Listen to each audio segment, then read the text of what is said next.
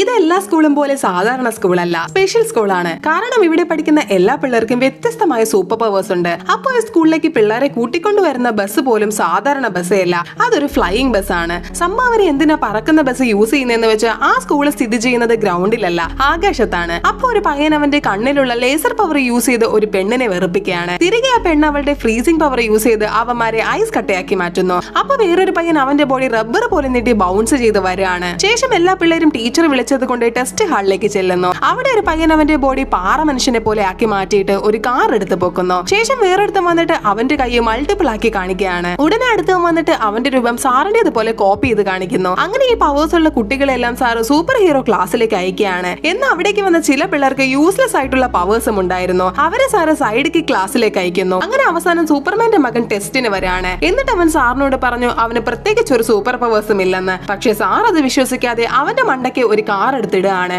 ഭാഗത്തിന് അവന് പരിക്കൊന്നും പറ്റാതെ രക്ഷപ്പെടുന്നു. എന്നിട്ടും സാർ അവനെ വിശ്വസിക്കാതെ സ്പ്രിങ്ങിൽ നിർത്തിയിട്ട് പറത്തി വിടുകയാണ്. ഉടനെ അവൻ തറയിലേക്ക് വന്ന് വീഴുന്നു.